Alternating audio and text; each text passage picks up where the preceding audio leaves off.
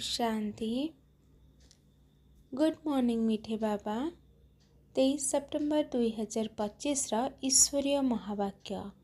बाबा कहते मीठे बच्चे प्रत्येक कथारे जोग शक्ति को कार्य लगाओ। बाबा को किछि भी पचारिबार आवश्यकता नहीं। तुम्हें समस्ते ईश्वरीय संतान, तेणु कौनसी भी आसुरी काम कर नहीं। आजिर प्रश्न, तुमर एही जोग बलर करामती कौन? उत्तर, एही जोग बल द्वारा ही सब कर्मेंद्रिय तुमर अधीन हो जाउछि। जोग बल बिना तुम्हें पवित्र हो परिबो नाही। जोग बल द्वारा ही सारा सृष्टि पवित्र हेउछि। सेथिपाई निजे पवित्र हेबा पाई बा भोजन को शुद्ध करिबा पाई जोगर यात्रा रुह। बुद्धिमान होई कार्य कर, नम्रतार सहित व्यवहार कर। ओम शांति। धारणा पाई मुख्य सार। 1 नंबर, बाबा जेपरी संतान मानकर सेवा करुछंती, कौनसी अहंकार नाही, सेहीपरि पिता को अनुकरण करबाकू हेब।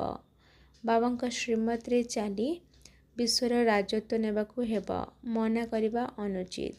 2 नंबर, पिता मानंकर पिता, पति मानंकर पति, जी की सर्वोच्च अटंती, अति प्रिय अटंती, तांको उपरे समर्पित हेबाकू पड़िबो।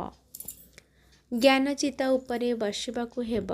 भूल मध्य केबे हेले बाबांको भूली ओलोटा काम करिबार नाही। आजिर वरदान, खुशी रूपक असरंती संपत्ति रे भरपूर सदा चिंतामुक्त सम्राट भव। खुशीर सागरंक द्वारा प्रतिदिन तुमको खुशीर असरंती संपत्ति मिलुची। सेथिपाई जे कौनसी परिस्थिति रे तुमर खुशी हजि जाई परिबो नाही एवं कौनसी कथार चिंता लागी परिबो नाही। एमिति नुहे जे संपत्ति सबुर कौन हेब, परिवार कौन हेब, परिवर्तन तो हेब ना। पूर्ण दुनिया रे जी जेते भी श्रेष्ठ होइथाउ ना काहेकि सब पुरुणा ही अटे। सेथिपाई तुमे माने निश्चित होई जाइछ, जहाँ भी हेब भल हेब।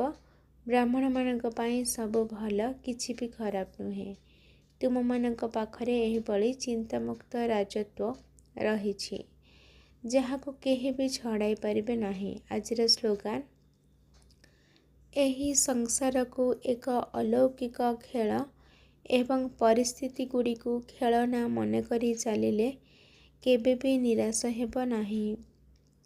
आजिर अव्यक्त इशारा, एबे लगन अग्नि को प्रज्वलित करी जुग को ज्वाला रूप कर। शेषरे आसी तीव्र पुरुषार्थ करिबा पाई ज्वाला स्वरूप स्थिति ही एकमात्र आधार। पांडव मानक पाई ही जादव माने अटकी रहिछंती। पांडव मानकर श्रेष्ठ शान बा आत्मिक शान अर्थात गारिमामय स्थिति ही जादव अर्थात यूरोपवासी मानकर दुखमय परिस्थिति को समाप्त करिबा। तेणु निजर शान द्वारा परेशान अर्थात दुखी आत्मा मान को शांति एवं निश्चिंततार वरदान दिय।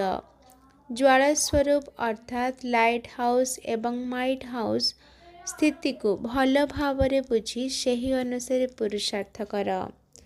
आजिर याद प्यार मिठे मिठे शिखलाधे संतान मानक प्रति माता पिता बाप दादांकर मधुर स्नेह संपन्न शुभेच्छा एवं सुप्रभात। आत्मिक पितांकर आत्मिक संतान मानक नमस्ते।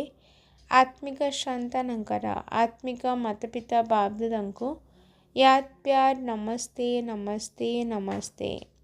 शुक्रिया बाबा, शुक्रिया।